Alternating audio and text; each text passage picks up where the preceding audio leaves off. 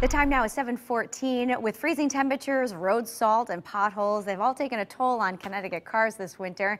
And you might decide it is time for a new ride this spring. The thing is, you have so many options. Do you outright buy, or would a lease be a better option? Peter Keast is here. He's the general manager of BMW New Country Motors. Peter, thanks for getting up early with us. You're very welcome. So do a lot of people look to get a new car in the springtime? Yeah, it's the busiest season of the year for most manufacturers and dealers, yeah. It is. So you have some options, buying or leasing. Which typically do you see at your dealership? Well, you didn't pick cash. You're supposed to have that too. Oh yes, of course. You could always pay cash. Well, for the most of us, I'd say probably half of the customers in our world lease their cars, and the other half either finance them or pay cash. So what's the benefit of leasing? I know you get a new car every 3 years. The question is, what's the benefit to whom?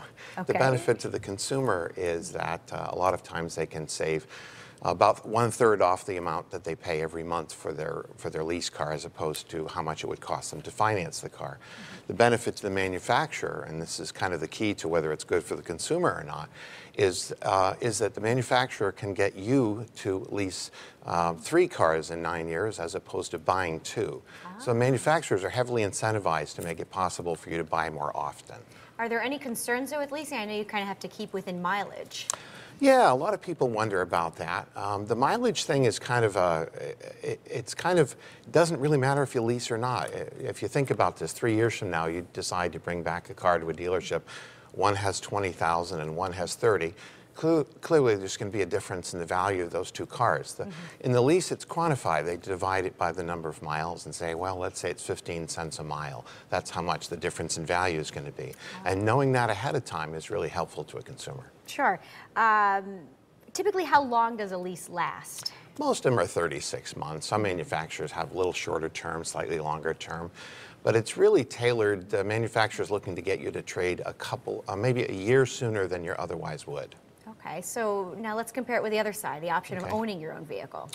Well, I own a 1986 vehicle. So, you do? How many miles on that, Peter? 150,000. So, and my wife, traditionally, we lease her cars. And it's not that one's right or wrong. It's that every 3 years, if you're inclined to get something new, a lease can be a very good financial option for a consumer. If you're more inclined to keep a car for 10 or 12 years, perhaps you should look into buying and paying off as soon as possible. So here's my problem. I'm a leaser, and I'm ready to give my car back, but there are some fees I wasn't expecting at the end of the term here. Shame on you. Not expecting. Not expecting is the question. On Well, your lease, destination fee, what is that about?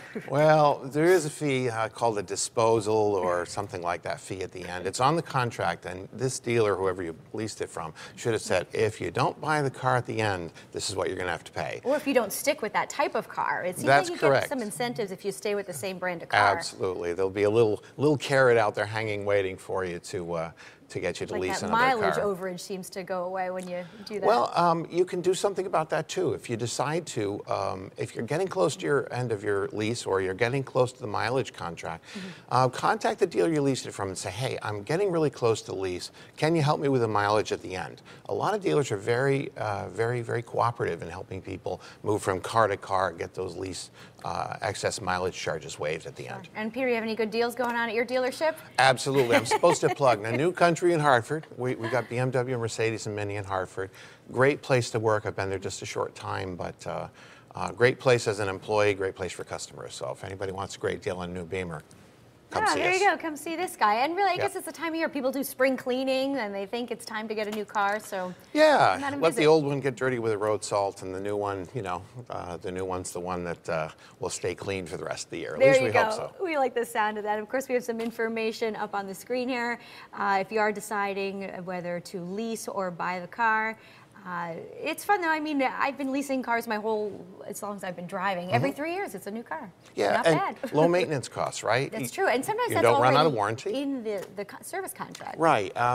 One of the primary benefits to consumer is every 3 years by changing, you don't have these huge maintenance charges. You're not putting tires and batteries and brakes and all those things in that people have the longer experience. So it can be a very good, viable option. You just have to do the math, make sure it makes sense. Peter, thank you so much for being here. A pleasure. Thanks for all the tips. Yep. Sam, we'll send things on over to you. Are you in the market for a new car?